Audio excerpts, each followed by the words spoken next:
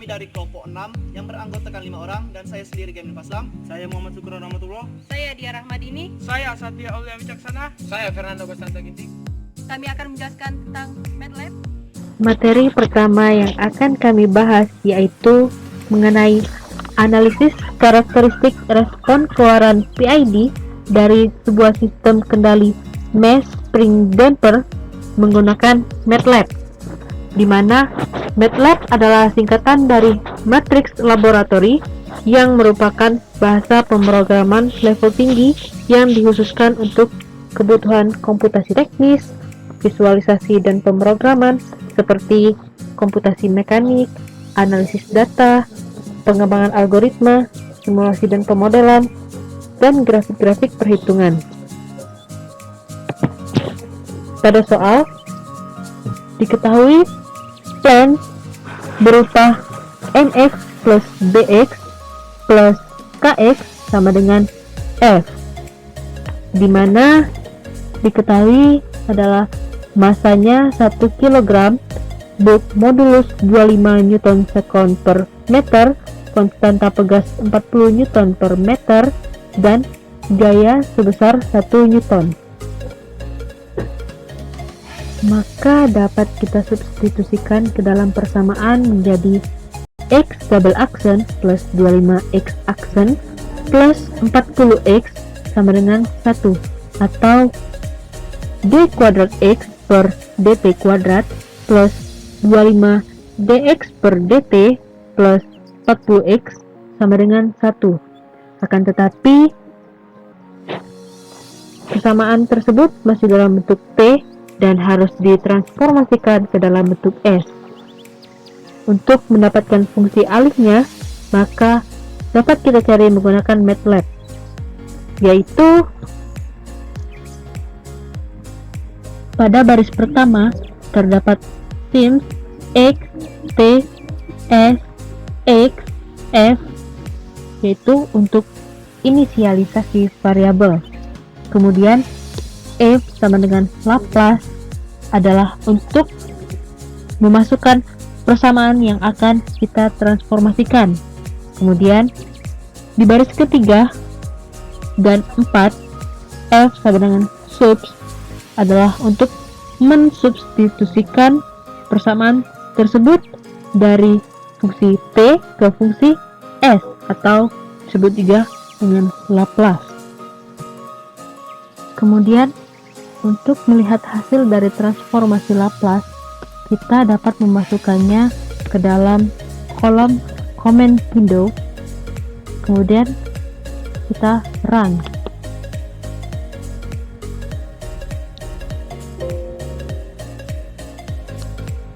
Akan tetapi pada MATLAB 2018 kami tidak bisa menemukan hasil dari transformasi Laplace tersebut, sehingga kami mencarinya secara manual, sehingga didapatkan hasil transformasi berupa fungsi alih, yaitu xs per fs sama dengan 1 per s kuadrat plus 25s plus 40. Kemudian pada soal diketahui Kp sebesar 150, Ki sebesar 0,8 dan Kd sebesar 0,1.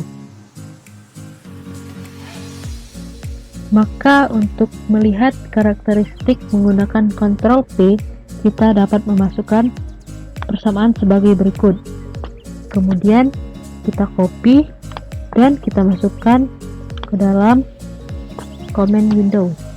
Kemudian kita run. Sehingga kita dapatkan hasil grafiknya sebagai berikut. Untuk melihat peak response, settling time, rise time, steady state, maka kita harus menjadikan centang biru terlebih dahulu.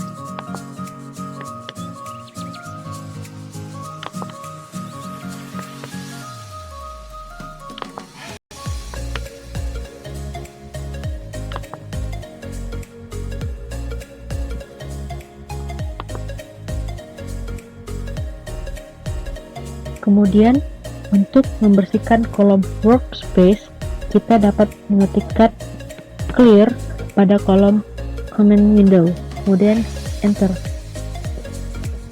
Kemudian untuk membersihkan kolom command window, kita dapat mengetikkan clc dan enter. Kemudian untuk melihat karakteristik dari kontrol PD, kita dapat menggunakan persamaan berikut. Kemudian kita copy, lalu kita masukkan command window.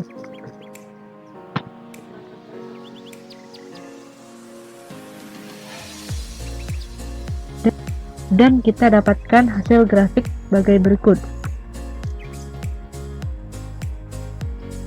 Dan selanjutnya kita akan melihat grafik apabila menggunakan kontrol PI.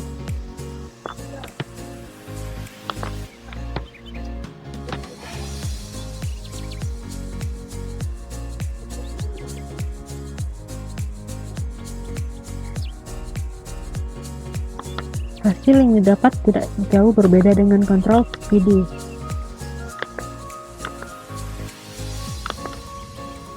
Yang terakhir, kita menggunakan kontrol PID.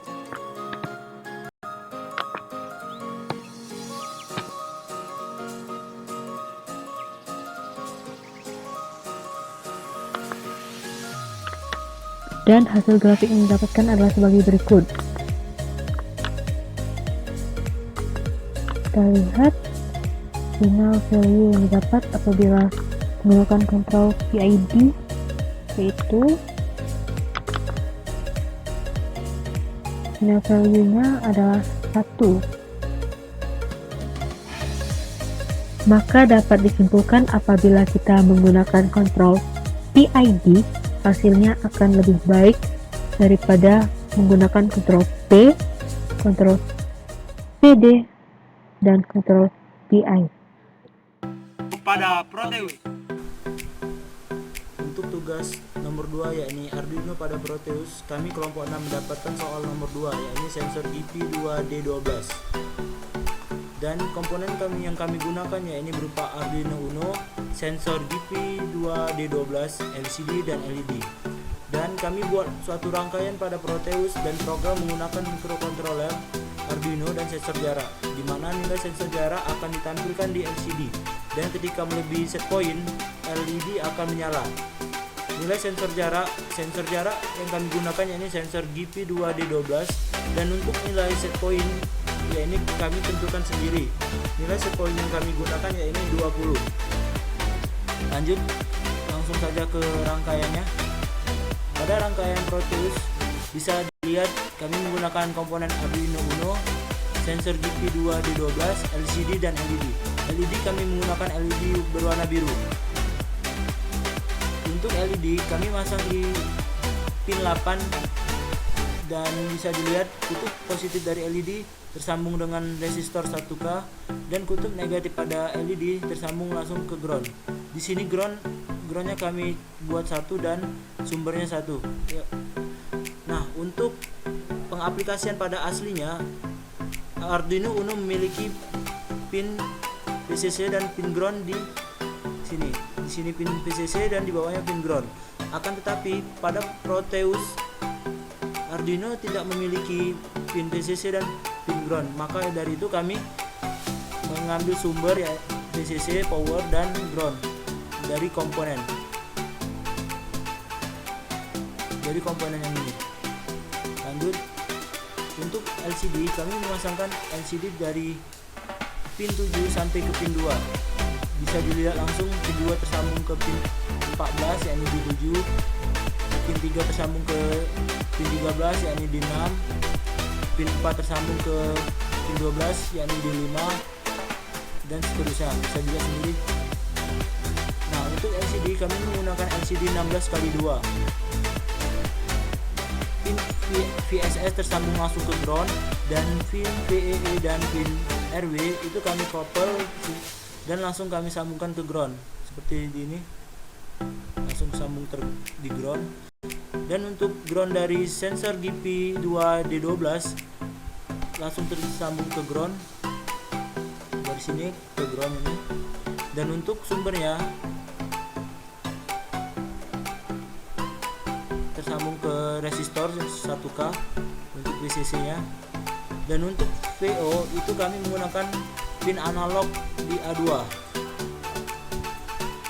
Dan untuk rangkaiannya bisa kami running, bisa dilihat pada saat ini 19 LED nya tidak menyala, akan tetapi pada saat 20 LED nya menyala menjadi warna biru karena kami setting set pointnya menjadi 20. Ketika set pointnya 20 maka LED warna birunya menyala. Apabila lebih dia akan tetap menyala. Apabila kurang dari 20 LED nya akan redup atau padam. Nah, inilah dari rangkaian di Proteusnya. Untuk di Arduino nya bisa dilihat di sini kami define library liquid crystal, dan lihat di sini untuk LCD nya digunakan di pin 765432 string data. Dan untuk LED ya, bisa dilihat integer LED sama dengan 8. Dimaksud 8 ini pada pin 8. Bisa dilihat pada Proteus tadi LED berada di pin 8. Lanjut ke poin setup. Serial begin yakni delay selama 9600, pin mode IR input, pin mode IR high, dan pin mode LED output. LCD begin 16x2. 16x2 sesuai dengan LCD yang digunakan yakni LCD 16x2. Dan dari void setup masuk ke void loop. Bisa dilihat di void loop integer sensor result sama dengan analog read IR. Bisa dilihat FF sensor call, bisa dilihat sini. If sensor yang kita gunakan tadi, maksud dari FLT sensor call ini merupakan sensor yang kita gunakan, ini penamaannya. Nah, untuk sensor yang kita gunakan tadi, jika kurang dari 20 LCD-nya clear. Dimaksud LCD-nya akan bersih atau terhapus. Digital white, LED low, LED-nya padam. Jadi kurang dari 20 LED-nya bakal mati. Bisa dilihat LCD pin yakni dia tetap menampilkan jarak, menampilkan kalimat jarak. Bisa dilihat lagi. Dan delay. Else, setelah dari if kita taruh else, jika sensornya lebih dari 20 maka digital bright, LED-nya high sehingga LED-nya hidup, dan LCD-nya clear dulu atau menghapus, terus muncul LCD pin jarak sesuai jarak yang kita setting tadi, jaraknya 20 dia bakal keluar 20. LCD pin sensor GP2D12 tadi, dan delay selama 1 detik. Selanjutnya dia bakal, kalau kita ubah dia bakal naik lagi seperti yang kita ketahui void loop, ya ini pengulangan dari perintah. Bisa dilihat lagi, saya ulangi, untuk kita naikkan lagi dia menjadi 20, maka selama 1 detik LED-nya berubah menjadi warna biru sesuai delay yang kita berikan tadi. Itulah penjelasan dari microcontroller yang nomor 2 tentang Arduino pada Proteus. Terima kasih. PLC lift 3 lantai.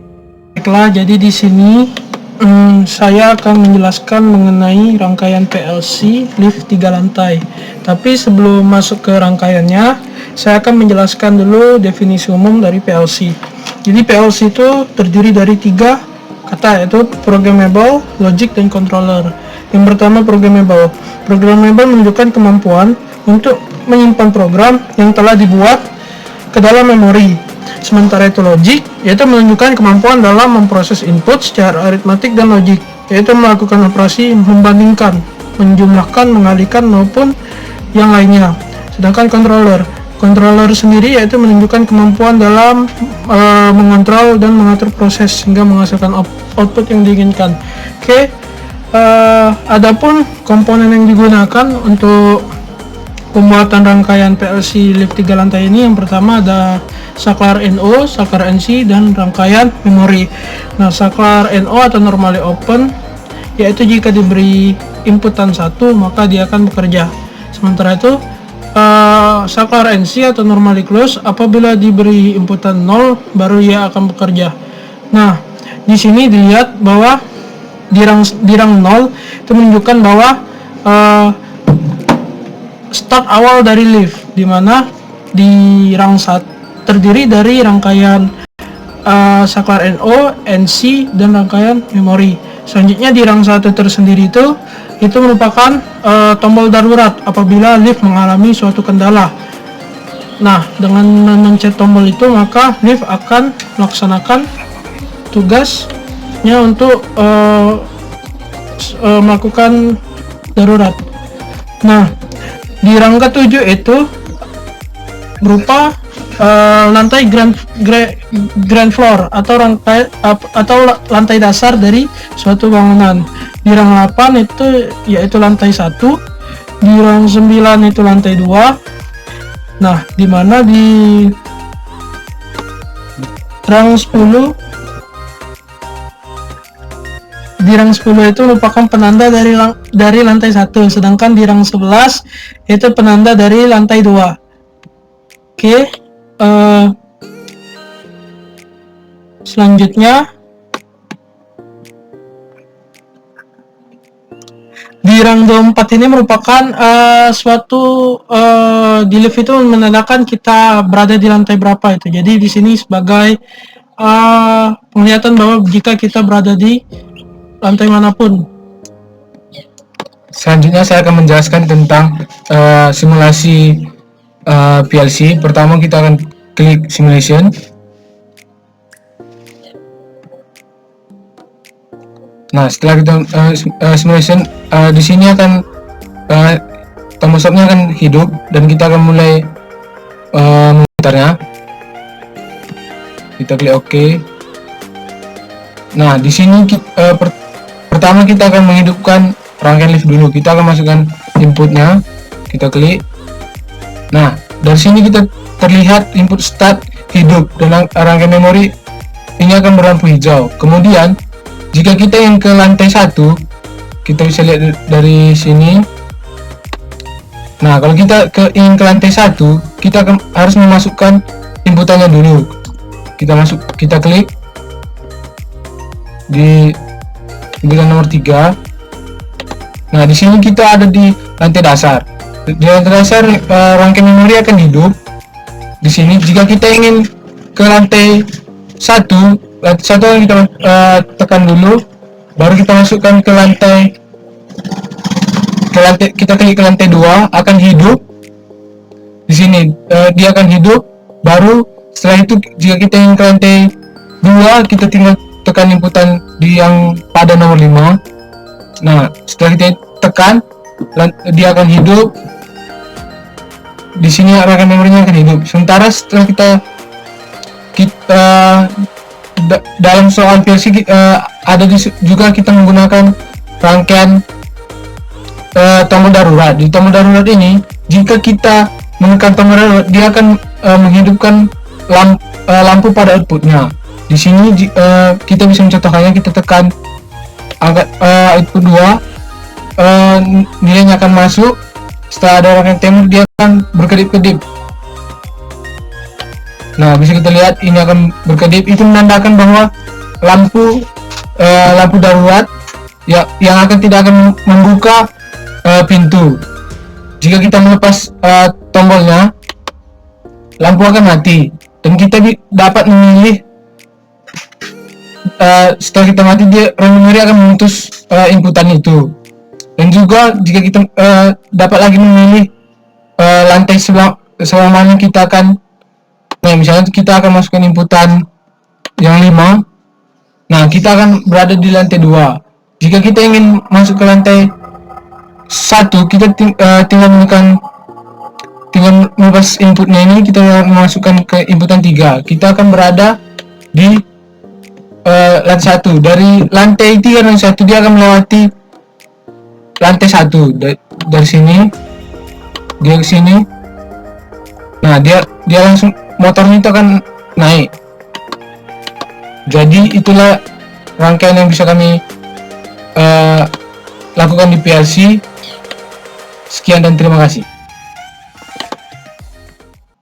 Presentasi dari kelompok kami. Apabila terjadi kesalahan kata maupun perbuatan yang telah kami perbuat selama membuat video ini, kami mohon maaf.